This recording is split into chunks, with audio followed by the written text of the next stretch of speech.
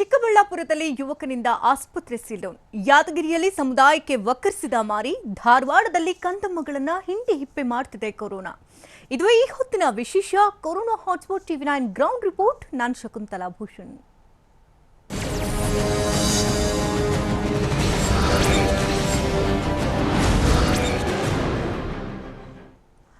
ಇಪ್ಪತ್ತು ವರ್ಷದ ಆ ಯುವಕ ತನ್ನ ಪಾಡಿಗೆ ತಾನು ಹಳ್ಳಿಯಲ್ಲಿ ವಾಸವಿದ್ದ. ಕೊರೋನಾದ ಬಗ್ಗೆ ಅರಿವಿಲ್ಲದೆ ಎಲ್ಲರ ಜೊತೆಯಲ್ಲಿ ನಗುನಗುತ್ತಾ ಕಾಲ ಕಳೀತಾ ಇದ್ದ. ಆದರೆ ಯಾಕೋ ಏನೋ ಜ್ವರ ಅಂತ ಆಸ್ಪತ್ರೆಗೆ ಹೋಗಿದ್ದ. ಆಮೇಲೆಗೆ ಆತನಿಗೆ ಶಾಕಿಂಗ್ ನ್ಯೂಸ್ ಕಾದಿತ್ತು. ಚಿಕ್ಕಬಳ್ಳಾಪುರದಲ್ಲಿ 20 ವರ್ಷದ ಯುವಕನಿಗೆ ಕೊರೋನಾ. ಟ್ರಾವೆಲ್ ಹಿಸ್ಟರಿಯೇ ಇಲ್ಲದವನಿಗೂ ಒಕ್ಕರಿಸಿದ ವೈರಸ್.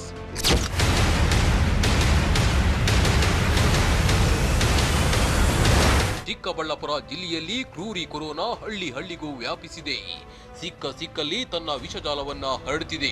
ಶಿಡ್ಲಘಟ್ಟ ತಾಲೂಕಿನ ಜಂಗಮ ಕೋಟೆಯ 20 ವರ್ಷದ ಯುವಕನಿಗೂ ಸೋಂಕು ಒಕ್ಕರಿಸಿದೆ.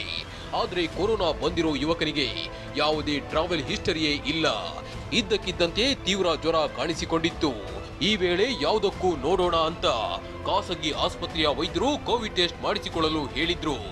ಆದ್ರೀಗ ಕೊರೋನಾ ಪಾಸಿಟಿವ್ ಬಂದಿದ್ದು ಯುವಕ ಭೇಟಿ ನೀಡಿದ್ದ ಖಾಸಗಿ ಆಸ್ಪತ್ರೆಯನ್ನ ಸೀಲ್ ಡೌನ್ ಮಾಡಲಾಗಿದೆ. ಅಷ್ಟೇ ಅಲ್ಲದೆ ಆಸ್ಪತ್ರೆಯ ವೈದ್ಯರು, ಸಿಬ್ಬಂದಿ ಹಾಗೂ ಯುವಕನ ಮನೆಯವರನ್ನ ಕ್ವಾರಂಟೈನ್ ಮಾಡಲಾಗಿದೆ.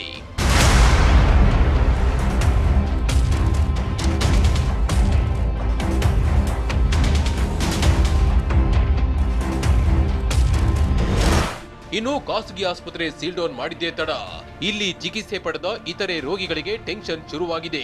ಇದರಿಂದ ಆಸ್ಪತ್ರೆಗೆ ಭೇಟಿ ನೀಡಿದ ಚಿಕ್ಕಬಳ್ಳಾಪುರ ತಾಲೂಕಿನ ಆರೋಗ್ಯಾಧಿಕಾರಿ ಡಾಕ್ಟರ್ ಮಂಜುಳಾ ಆಸ್ಪತ್ರೆಯನ್ನ ಸೀಲ್ ಡೌನ್ ಮಾಡಿಸಿದ್ರು.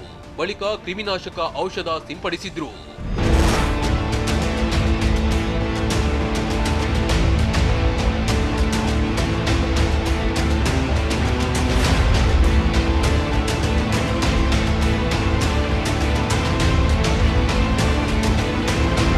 ಅವತ್ತು ಆತ ಬಂದು ಹೋದಾಗ ಆತನ ಸಪ್ರೇಟಾಗೆ ಕೂಡಿಸಿದ್ವಿ. ಅಲ್ಲಿ ಜ್ವರ ಬಂದಿದೆ ಅಂದರೆ ಆ ರೂಮ್ನಲ್ಲಿ ಕೂಡಿಸ್ಬಿಟ್ಟು ದೂರ ಕೂಡಿಸ್ಬಿಟ್ಟು ನೋಡಿಬಿಟ್ಟು ಇಮಿಡಿಯೇಟ್ ಕಳಿಸಿದ್ದೀವಿ.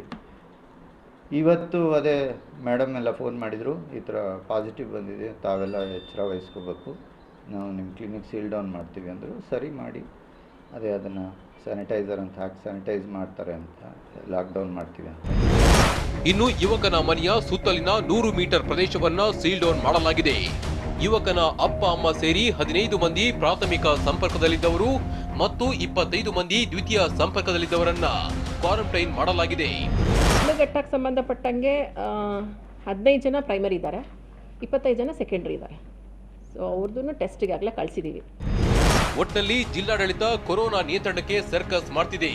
ಸೋಂಕಿತರಿಗೆಲ್ಲ ಸೂಕ್ತ ಚಿಕಿತ್ಸೆ ಕೊಡಿಸಿ ಗುಣಮುಖರಾಗಲು ಸಹಾಯ ಮಾಡ್ತಿದೆ. ಆದ್ರೆ ಒಂದ್ ಕಡೆ ಆಸ್ಪತ್ರೆ ಬೆಡ್ಗಳೆಲ್ಲ ಖಾಲಿ ಆಗ್ತಿದ್ದಂತೆ ಮತ್ತೊಂದ್ ಕಡೆ ಫುಲ್ ಆಗ್ತಿದ್ದಾವೆ. ಇದು ಜಿಲ್ಲಾಡಳಿತಕ್ಕೆ ದೊಡ್ಡ ತಲೆನೋವಾಗಿ ಪರಿಣಮಿಸಿದೆ. ಭೀಮಪ್ಪ ಪಾಟೀಲ್, TV9 ಚಿಕ್ಕಬಳ್ಳಾಪುರ. ಯಾದಗಿರಿ ಜಿಲ್ಲೆಯಲ್ಲಿ ಕಿಲ್ಲರ್ ಕೊರೋನಾ ತನ್ನ ವ್ಯಾಪ್ತಿಯನ್ನ ನಿಧಾನವಾಗಿ ಹೆಚ್ಚಿಸಿಕೊಳ್ತಾ ಇದೆ. ಇಷ್ಟು ದಿನಗಳ ಕಾಲ ಕ್ವಾರಂಟೈನ್ ಕೇಂದ್ರಕ್ಕಷ್ಟೇ ಸೀಮಿತವಾಗಿದ್ದಂತಹ ಹೆಮ್ಮಾರಿ ಇದೀಗ ಸಮುದಾಯಕ್ಕೂ ಕೂಡ ಅಂಟಿಕೊಳ್ತಿದೆ. ಕೊರೋನಾ ವಿರುದ್ಧ ಹಗಲು ರಾತ್ರಿ ಹೋರಾಡ್ತಾ ಇದ್ದಂತಹ ವಾರಿಯರ್ಸ್ಗೆ ಕಂಟಕವಾಗಿ ಪರಿಣಮಿಸಿದೆ. ಯಾದಗಿರಿ ನಗರದ ಏನು ಅಂಗನವಾಡಿಯ ಹೆಲ್ಪರ್ಗೂ ಕೂಡ ಕೊರೋನಾ ಒಕ್ಕರಿಸಿಕೊಂಡು ಚುಚ್ಚುಮದ್ದು ಮತ್ತು ಲಸಿಕೆ ಹಾಕಿರುವಂಥ ಒಂದು ಮಗುಗೆ ಪಾಸಿಟಿವ್ ಬಂದಿರ್ತದೆ. ಅಂಗನವಾಡಿ ಸಹಾಯಕಿಗೂ ಅಂಟಿದ ಕಿಲ್ಲರ್ ಕೊರೋನಾ. ಪ್ರಾಥಮಿಕ ಹಾಗೂ ದ್ವಿತೀಯ ಸಂಪರ್ಕಿತರಲ್ಲಿ ಡವಡವ. ಎಸ್, ಯಾದಗಿರಿ ಜಿಲ್ಲೆ ರಾಜ್ಯದಲ್ಲಿ ಕೊರೋನಾ ವಿಚಾರದಲ್ಲಿ ಸಖತ್ ಸದ್ದು ಮಾಡ್ತಿದೆ. ಒಂದೇ ಒಂದು ಪಾಸಿಟಿವ್ ಪ್ರಕರಣ ಇಲ್ಲದ ಜಿಲ್ಲೆ ಈಗ ರಾಜ್ಯದಲ್ಲೇ 3ನೇ ಸ್ಥಾನಕ್ಕೆ ಬಂದು ನಿಂತಿದೆ. ದಿನೇ ದಿನೇ ಸೋಂಕಿತರು ಹೆಚ್ಚಾಗ್ತಿದ್ದು ಜಿಲ್ಲೆಯ ಜನರಲ್ಲಿ ಆತಂಕ ಮನೆ ಮಾಡಿದೆ.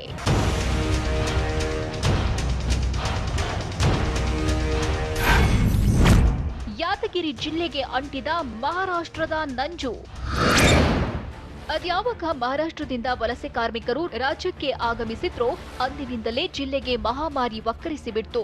ಈವರೆಗೂ ಜಿಲ್ಲೆಯಲ್ಲಿ 873 ಪಾಸಿಟಿವ್ ಪ್ರಕರಣಗಳು ಪತ್ತೆಯಾಗಿದ್ದು ಎಲ್ಲವೂ ಮಹಾರಾಷ್ಟ್ರದ ನಂಟು ಹೊಂದಿವೆ. ಮಹಾರಾಷ್ಟ್ರದಿಂದ ಬಂದ ವಲಸೆ ಕಾರ್ಮಿಕರಿಗೆ ಮಾತ್ರ ವಕ್ಕರಿಸಿಕೊಳ್ಳದ ಕಿಲ್ಲರ್ ಕೊರೋನಾ ಈಗ ಜಿಲ್ಲೆಯಲ್ಲಿ ಸಮುದಾಯದ ಹಂತಕ್ಕೆ ವ್ಯಾಪಿಸಿಕೊಂಡಿದೆ. ಮೊನ್ನೆಯಷ್ಟೇ ಜಿಲ್ಲೆಯಲ್ಲಿ ಮತ್ತೆ ಹೊಸದಾಗಿ 8 ಕೇಸ್ಗಳು ಪತ್ತೆಯಾಗಿದ್ದು ಕೊರೋನಾ ವಾರಿಯರ್ಸ್ಗೆ ಸೋಂಕು ಹರಡಿದೆ. ಕಂಟೈನ್ಮೆಂಟ್ ಝೋನ್ನಲ್ಲಿ ಕರ್ತವ್ಯ ನಿರ್ವಹಿಸಿದ್ದ ಅಂಗನವಾಡಿ ಸಹಾಯಕಿಗೆ ಕೊರೋನಾ ದಾಳಿ ಮಾಡಿದೆ. ಯಾದಗಿರಿ ನಗರದ ದುಖಾನವಾಡಿ ಬಡಾವಣೆಯಲ್ಲಿ ಸೋಂಕು ನರ್ತಿಸುತ್ತಿದ್ದು ಇದೇ ಬಡಾವಣೆಯಲ್ಲಿ ಅಂಗನವಾಡಿ ಸಹಾಯಕಿ ಕರ್ತವ್ಯ ನಿರ್ವಹಿಸಿದ್ರು. ಈಗ ಪಾಸಿಟಿವ್ ಬಂದಿದ್ದರಿಂದ ಕೋವಿಡ್ ಆಸ್ಪತ್ರೆಗೆ ದಾಖಲಿಸಿ ಚಿಕಿತ್ಸೆ ನೀಡಲಾಗುತ್ತಿದೆ. ಅಷ್ಟೇ ಅಲ್ಲ, ಅಂಗನವಾಡಿ ಕೇಂದ್ರ ಹಾಗೂ ಸಹಾಯಕಿ ವಾಸವಿರೋ ಮನೆಯನ್ನ ಸೀಲ್ ಡೌನ್ ಮಾಡಲು ಅಧಿಕಾರಿಗಳು ಸಿದ್ಧತೆ ನಡೆಸಿದ್ದಾರೆ. ಹಾಗೂ ಪ್ರಾಥಮಿಕ ಹಾಗೂ ದ್ವಿತೀಯ ಸಂಪರ್ಕಿತರಿಗೂ ಕೊರೋನಾ ಭೀತಿ ಶುರುವಾಗಿದೆ.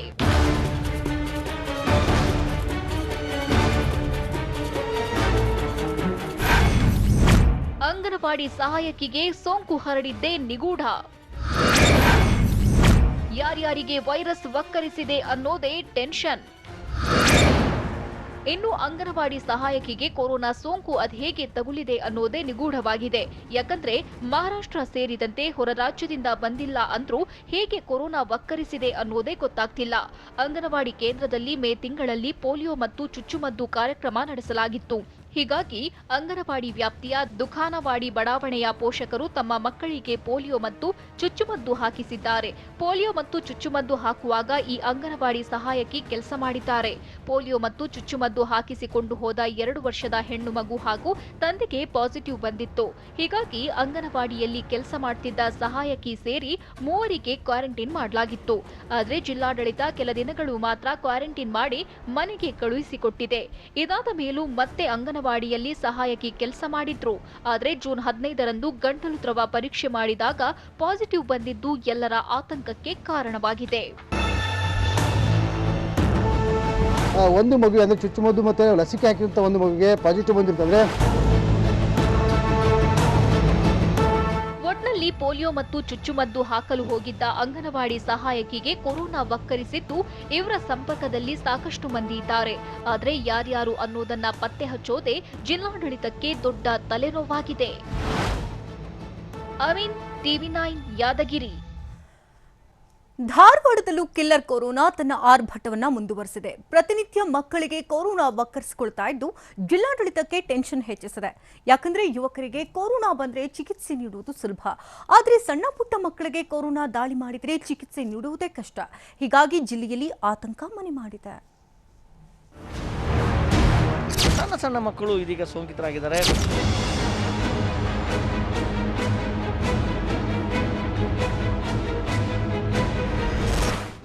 ಧಾರವಾಡ ಜಿಲ್ಲೆಯಲ್ಲಿ ಆರಂಭದಲ್ಲಿ ಸಾಕಷ್ಟು ನಿಯಂತ್ರಣದಲ್ಲಿದ್ದ ಕೊರೋನಾ ಇದೀಗ ನಿಧಾನವಾಗಿ ತನ್ನ ಕಬಂಧ ಬಾಹುವನ್ನ ವಿಸ್ತರಿಸ್ತಾ ಹೋಗ್ತಿದೆ. ಅದರಲ್ಲಿ ನಗರದ ಕೇಂದ್ರ ಭಾಗದಲ್ಲಿಯೇ ಕೊರೋನಾ ತನ್ನ ಕರಾಳ ರೂಪವನ್ನ ಪ್ರದರ್ಶಿಸುತ್ತಿದೆ.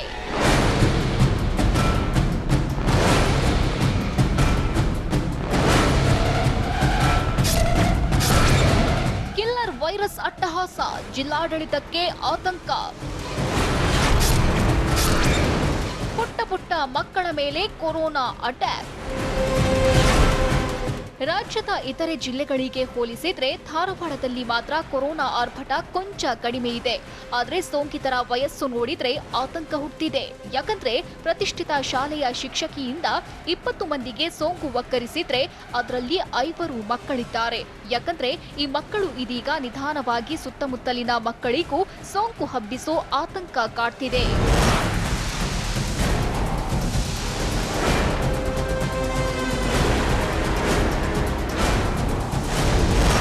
ಎಸ್, ಶಿಕ್ಷಕಿಯಿಂದ ಸೋಂಕಿತರಾಗಿದ್ದವರು ತಮ್ಮ ಕುಟುಂಬಕ್ಕೂ ಸೋಂಕನ್ನ ಹರಡಿಸಿದ್ರು. ಬಳಿಕ ಅದು ನಿಧಾನವಾಗಿ ಮಕ್ಕಳಿಗೆ ಹೋಗಿ ಅಲ್ಲಿಂದ ಆಯಾ ಪ್ರದೇಶದಲ್ಲಿರೋ ಉಳಿದ ಮಕ್ಕಳಿಗೂ ತಗುಲಿರೋ ಸಾಧ್ಯತೆ ಇದೆ. ಇದೀಗ ಅಂತ 10ಕ್ಕೂ ಹೆಚ್ಚು ಮಕ್ಕಳ ಗಂಟಲು ದ್ರವವನ್ನ ಪರೀಕ್ಷೆಗೆ ಕಳುಹಿಸಲಾಗಿದೆ. ಇದೇ ಇದೀಗ ಆಯಾ ಪ್ರದೇಶಗಳಲ್ಲಿನ ಮಕ್ಕಳ ಪೋಷಕರಿಗೆ ಆತಂಕವನ್ನ ಸೃಷ್ಟಿಸಿದೆ. ಪೇಷಂಟ್ 5,970 ಶಿಕ್ಷಕಿಯಿಂದ ಸೋಂಕು ಹರಡಿದ್ದ ಪೇಷಂಟ್ 6,834 ಶಿಕ್ಷಕಿಯಿಂದ ಆಕೆ ಕುಟುಂಬಕ್ಕೂ ಅಂಟಿದೆ. ಧಾರವಾಡದ ಸಾಧನಾ ಕೇರಿ ಬಡಾವಣೆಯ 12 ವರ್ಷದ ಇಬ್ಬರು ಮಕ್ಕಳು, ಕಿಲ್ಲಾ ಬಡಾವಣೆಯ 5 ವರ್ಷದ ಬಾಲಕಿ, 10 ವರ್ಷದ ಬಾಲಕಿ, 4 ವರ್ಷದ ಬಾಲಕನಿಗೂ ಸೋಂಕು ದೃಢಪಟ್ಟಿದೆ. ಅವರೆಲ್ಲರಿಗೂ ಕಿಮ್ಸ್ ಆಸ್ಪತ್ರೆಯಲ್ಲಿ ಚಿಕಿತ್ಸೆ ನೀಡಲಾಗುತ್ತಿದೆ.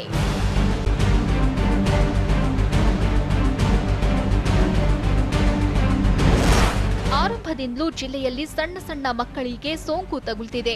6 ತಿಂಗಳ ಮಗುವಿನಿಂದ 17 ವರ್ಷದ ಮಕ್ಕಳವರೆಗೂ ಸೋಂಕು ಹರಡ್ತಿದೆ. ಹೀಗಾಗಿ ಪುಟ್ಟ ಮಕ್ಕಳಿಗೆ ಕೊರೋನಾ ವಕ್ಕರಿಸಿದ್ರೆ ಚಿಕಿತ್ಸೆ ಹೇಗೆ ಕೊಡೋದು ಅನ್ನೋದೇ ಆತಂಕದ ಸಂಗತಿಯಾಗಿದೆ. ಯಾಕಂದ್ರೆ ತಾಯಿಯನ್ನ ಬಿಟ್ಟು ಆ ಮಕ್ಕಳು ಇರೋದಕ್ಕೆ ಅಸಾಧ್ಯ. ಆದ್ರೆ ತಾಯಿಯನ್ನ ಮಗುವಿನೊಂದಿಗೆ ಕೋವಿಡ್ ಆಸ್ಪತ್ರೆಯಲ್ಲಿ ಇರಿಸೋದಕ್ಕೆ ಸಾಧ್ಯವಿಲ್ಲ. ಹಾಗಂತ ಮಕ್ಕಳನ್ನಷ್ಟೇ ಆಸ್ಪತ್ರೆಗೆ ದಾಖಲಿಸಿಕೊಳ್ಳೋದು ದೊಡ್ಡ ಸಮಸ್ಯೆ. ಹೀಗಾಗಿ ವೈದ್ಯರಿಗೆ ಇಂಥ ಕೇಸ್ಗಳು ದೊಡ್ಡ ತಲೆನೋವಾಗಿ ಪರಿಣಮಿಸಿದೆ.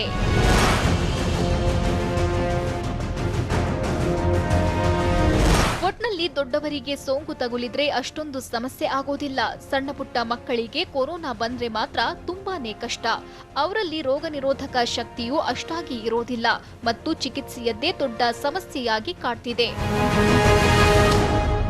ನರಸಿಂಹಮೂರ್ತಿ, TV9 ಧಾರವಾಡ. ಅವರೆಲ್ಲ 106 ದಿನಗಳ ಕಾಲ ಸೀಲ್ಡೌನ್ ವನವಾಸ ಅನುಭವಿಸಿದ್ದಾರೆ. ಇಷ್ಟಿದ್ರೂ ಕೂಡ ಈ ವನವಾಸ ಇನ್ನೂ ಮುಗಿತಾ ಇಲ್ಲ. ನಿತ್ಯ ದುಡಿದು ಬದುಕುವಂತಹ ಜನರಂತೂ ಕಬ್ಬಿಣದ ಸಲಾಖೆಗಳ ಹಿಂದೆ ಕಣ್ಣೀರು ಹಾಕುವಂತಹ ಪರಿಸ್ಥಿತಿ ನಿರ್ಮಾಣವಾಗಿದೆ. ಅಷ್ಟಕ್ಕೂ ಯಾವುದು ಈ ನಗರ ಅಂತೀರ? ಕೊರೋನಾ ಖಜಾನೆಯೇ ಆಗ್ಬಿಟ್ಟಿರ್ತಕ್ಕಂಥ ಆ ನಗರವನ್ನ ತೋರಿಸ್ತೀವಿ ನೋಡಿ.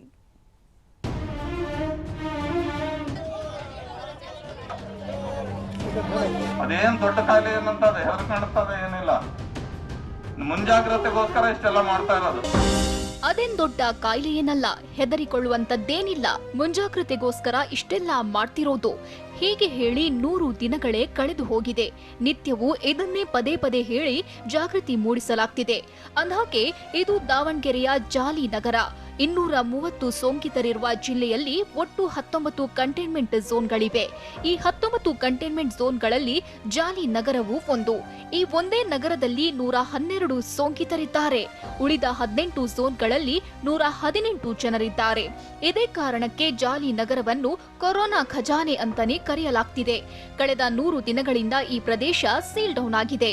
112 ಜನ ಸೋಂಕಿತರಲ್ಲಿ 103 ಜನ ಸೋಂಕಿತರು ಗುಣಮುಖರಾಗಿ ಮನೆಗೆ ಬಂದಿದ್ದಾರೆ. 4 ಜನ ಸಾವನ್ನಪ್ಪಿದ್ದಾರೆ. ಈಗ ಕೇವಲ 6 ಜನ ಸಕ್ರಿಯ ಸೋಂಕಿತರು ಜಿಲ್ಲಾ ಕೋವಿಡ್ ಆಸ್ಪತ್ರೆಯಲ್ಲಿ ಚಿಕಿತ್ಸೆ ಪಡೆಯುತ್ತಿದ್ದಾರೆ. ಅಂದ್ರೆ ಬಹುತೇಕ ಜಾಲಿ ನಗರದಲ್ಲಿ ಈಗ ಕೊರೋನಾ ಭೀತಿ ತಗ್ಗಿದೆ. ಆದ್ರೆ ಇಲ್ಲಿನ ಜನರು ಮಾತ್ರ ಕಂಟೈನ್ಮೆಂಟ್ ಜೈಲು ಶಿಕ್ಷೆಯಿಂದ ಮುಕ್ತಿ ಸಿಕ್ಕಿಲ್ಲ. ಹೀಗಾಗಿ ಯಾರಿಗೇಳೋಣ ನಮ್ಮ ಪ್ರಾಬ್ಲಮ್ಮು ಅಂತ ಪರಿತಪಿಸುತ್ತಿದ್ದಾರೆ ಜಾಲಿ ನಗರದ ಜನತೆ. ಸತತವಾಗಿ 100 ದಿನಗಳು ಕಳೆದು ಇಲ್ಲಿ ಕಂಟೈನ್ಮೆಂಟ್ ಝೋನ್ ಆಗಿ ಸೀಲ್ ಮಾಡಿದ್ದಾರೆ.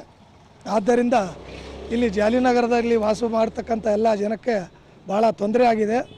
ಕಳೆದ 3 ತಿಂಗಳಿಂದ ವಾಸವಾಗಿ ಮಾಡಬೇಕಪ್ಪ ಅಂದರೆ ದಿನನಿತ್ಯ ಆಟೋ ಓಡಿಸೋರು, ವರ್ಕ್ಶಾಪ್ ಕೆಲಸ ಮಾಡೋರು, ಕಟ್ಟಡ ಕೆಲಸ ಮಾಡೋರು ಭಾಳ ಬಡವರು ಇದ್ದಾರೆ. ಆದ್ದರಿಂದ ಅವರಿಗೆ ಸರ್ಕಾರದ ಸೌಲಭ್ಯ ಆಗಲಿ ಯಾವುದೇ ಅನುಕೂಲ ಆಗಲಿ ಇನ್ನೂ ತನಕ ಮಾಡಿಲ್ಲ. ಜಾಲಿ ನಗರದಲ್ಲಿ 1.5 ಲಕ್ಷಕ್ಕೂ ಅಧಿಕ ಮಂದಿ ಇದ್ದಾರೆ. ಇವರಲ್ಲಿ 1463 ಜನರ ಗಂಟಲು ದ್ರವ ಸಂಗ್ರಹಿಸಲಾಗಿದೆ.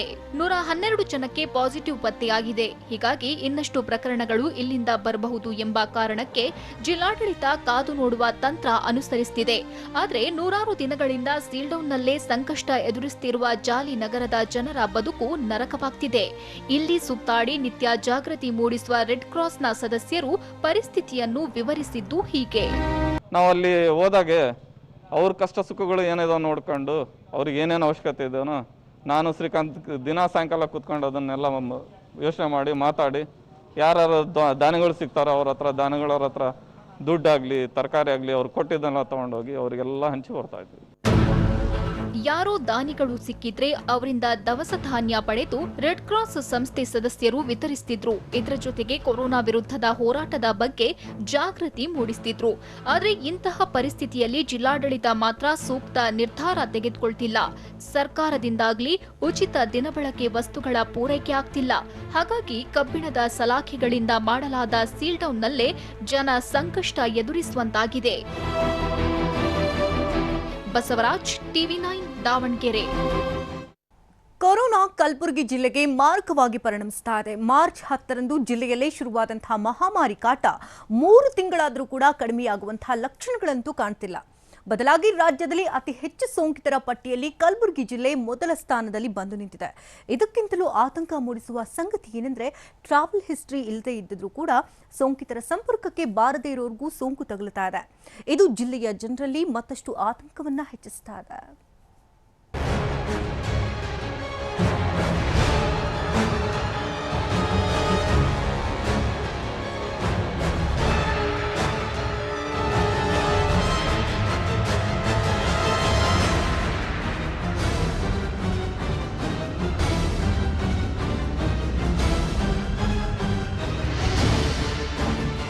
ಕಡು ಬಿಸಿಲಿಗೆ ಜಗ್ಗದ ಬಿಸಿಲೂರು ಮಂದಿ ಕಿಲ್ಲರ್ ಕೊರೋನಾಗೆ ಬೆಚ್ಚಿ ಬಿದ್ದಿದ್ದಾರೆ. ಕಾರಣ, ಇಡೀ ರಾಜ್ಯದಲ್ಲಿ ಸೋಂಕಿತರ ಸಂಖ್ಯೆಯಲ್ಲಿ ಮೊದಲ ಸ್ಥಾನಕ್ಕೇರಿ ಕುಳಿತಿದೆ ಕಲಬುರಗಿ ಜಿಲ್ಲೆ. ದೇಶದಲ್ಲೇ ಕೊರೋನಾಗೆ ಮೊದಲ ಬಲಿ ಬಿದ್ದಿದ್ದು ಕಲಬುರಗಿಯಲ್ಲೇ ಆದ್ರೂ ನಂತರ ಕಟ್ಟುನಿಟ್ಟಿನ ಕ್ರಮಗಳಿಂದಾಗಿ ಮಹಾಮಾರಿಗೆ ಬ್ರೇಕ್ ಹಾಕಲಾಗಿತ್ತು. ಇನ್ನೇನ್ ಗ್ರೀನ್ ಝೋನ್ಗೆ ಸೇರೇ ಬಿಡ್ತು ಅನ್ನೋಷ್ಟರಲ್ಲಿ ಶುರುವಾಯಿತು ನೋಡಿ ಹೊರ ರಾಜ್ಯದವರ ಕಂಟಕ. ಕಲಬುರಗಿ ಜಿಲ್ಲೆಯಲ್ಲಿ ಸದ್ಯದ ಸೋಂಕಿತರ ಸಂಖ್ಯೆ 1074. ಇನ್ನು ಬಲಿಯಾದವರ ಸಂಖ್ಯೆಯಲ್ಲೂ ಬೆಂಗಳೂರು ನಂತರ ಕಲಬುರಗಿ ಜಿಲ್ಲೆಗೆ 2ನೇ ಸ್ಥಾನ. ನಿನ್ನೆ ಕೂಡ ಓರ್ವ ವ್ಯಕ್ತಿ ಮೃತಪಟ್ಟಿದ್ದು, ಇದುವರೆಗೂ ಕೊರೋನಾದಿಂದ ಮೃತಪಟ್ಟವರ ಸಂಖ್ಯೆ 11ಕ್ಕೆ ಮುಟ್ಟಿದೆ. ಜಿಲ್ಲಾಡಳಿತದ ವತಿಯಿಂದ ಸೋಂಕು ಹರಡದೇ ಇರಲು ಏನೇನು ಕ್ರಮ ಕೈಗೊಳ್ಳಬೇಕೋ ಅದೆಲ್ಲಾ ಕ್ರಮಗಳನ್ನು ಕೈಗೊಳ್ಳಲಾಗ್ತಿದೆ. ಆದರೆ ಆರೋಗ್ಯ ಇಲಾಖೆ ಮತ್ತು ಜಿಲ್ಲಾಡಳಿತದ ಆತಂಕ ಹೆಚ್ಚಿಸಿರೋದು ಯಾವುದೇ ಟ್ರಾವೆಲ್ ಹಿಸ್ಟ್ರಿ ಇಲ್ಲದಿರುವ ಮತ್ತು ಸೋಂಕಿತರ ಸಂಪರ್ಕಕ್ಕೆ ಬಾರದೇ ಇರುವವರಿಗೂ ಸೋಂಕು ತಗುಲ್ತಾ ಇರೋದು. ನಿನ್ನೆ ಕಲಬುರಗಿ ಜಿಲ್ಲೆಯಲ್ಲಿ 48 ಜನರಿಗೆ ಕೊರೋನಾ ಸೋಂಕಿರೋದು ದೃಢವಾಗಿದ್ದು, ಅದರಲ್ಲಿ ಬರೋಬ್ಬರಿ 21 ಜನರಿಗೆ ಸೋಂಕು ಹೇಗೆ ತಗುಲಿದೆ ಅನ್ನೋದೇ ಗೊತ್ತಾಗಿಲ್ಲ. ಈ ಬಗ್ಗೆ ನಮ್ಮ ಕಲಬುರಗಿ ಪ್ರತಿನಿಧಿ ಸಂಜಯ್ ಪ್ರತ್ಯಕ್ಷ ವರದಿ ಕೊಟ್ಟಿದ್ದಾರೆ ನೋಡಿ.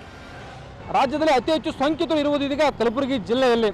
ಇದಕ್ಕೆ ಪ್ರಮುಖ ಕಾರಣ ಅಂತಂದರೆ ಮಹಾರಾಷ್ಟ್ರದಿಂದ ಬಂದಂಥ ವಲಸೆ ಕಾರ್ಮಿಕರು ಸೇರಿದಂತೆ ಬೇರೆ ಬೇರೆ ಭಾಗಗಳಿಂದ ಕಲಬುರಗಿ ಜಿಲ್ಲೆಗೆ ಬಂದಂಥವರು. ಕಲಬುರಗಿ ಜಿಲ್ಲೆಯಲ್ಲೇ ಇದೀಗ ಅಧಿಕ ಹೆಚ್ಚು ಸೋಂಕಿತರು ಇರುವಂಥದ್ದು. ನಿನ್ನೆ ಕಲಬುರಗಿ ಜಿಲ್ಲೆಯಲ್ಲಿ ಬರೋಬ್ಬರಿ 48 ಜನರಿಗೆ ಕೊರೋನಾ ಸೋಂಕು ತಗುಲಿದೆ. ಅದರಲ್ಲಿ ಬರೋಬ್ಬರಿ 21 ಜನರಿಗೆ ಯಾವುದೇ ಟ್ರಾವೆಲ್ ಹಿಸ್ಟ್ರಿ ಇಲ್ಲ. ಅವರು ಯಾವುದೇ ಕೊರೋನಾ ಸೋಂಕಿತರ ಸಂಪರ್ಕಕ್ಕೂ ಕೂಡ ಬಂದಿಲ್ಲ. ಹೀಗಾಗಿ ಆದರೂ ಕೂಡ ಅವರಿಗೆ ಕೊರೋನಾ ಸೋಂಕು ತಗುಲಿರುವಂಥದ್ದು. ಬಹುತೇಕರು ಮನೆಯಲ್ಲೇ ಇದ್ರು, ಮನೆಯಲ್ಲೇ ಬಿಟ್ಟು ಎಲ್ಲೂ ಕೂಡ ಹೊರಗಡೆ ಹೋಗಿಲ್ಲ. ಅಂಥವ್ರಿಗೂ ಕೂಡ ಇದೀಗ ಕೊರೋನಾ ಸೋಂಕು ತಗುಲ್ತಾ ಇರುವಂಥದ್ದು ಜಿಲ್ಲೆಯ ಜನರ ಆತಂಕವನ್ನ ಹೆಚ್ಚಿಸ್ತಾ ಇರುವಂಥದ್ದು. ಕಲಬುರಗಿ ಜಿಲ್ಲೆ ಸೋಂಕಿತರ ಪಟ್ಟಿಯಲ್ಲಿ ಮೊದಲ ಸ್ಥಾನ ಪಡೆಯಲು ಮಹಾರಾಷ್ಟ್ರದ ನಂಜೇ ಕಾರಣ.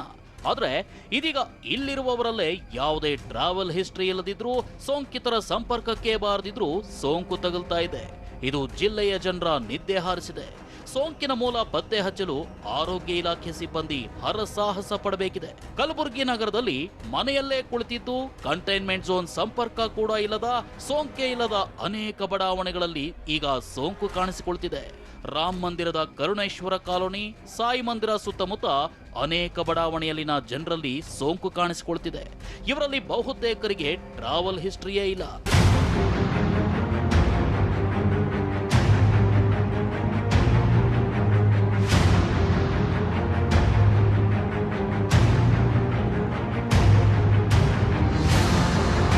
ಒಂದೆಡೆ ಸೋಂಕಿತರ ಸಂಖ್ಯೆ ಹೆಚ್ಚಾಗ್ತಿದ್ರೆ, ಇನ್ನೊಂದೆಡೆ ಅನೇಕರಿಗೆ ಸೋಂಕು ತಗುಲಿದ ಹೇಗೆ ಅನ್ನೋದೇ ನಿಗೂಢವಾಗಿದೆ. ಇದು ಜಿಲ್ಲೆಯ ಜನರು ಸೇರಿದಂತೆ ಆರೋಗ್ಯ ಇಲಾಖೆ ಮತ್ತು ಜಿಲ್ಲಾಡಳಿತಕ್ಕೂ ತಲೆ ಬಿಸಿ ಹೆಚ್ಚಿಸಿದೆ.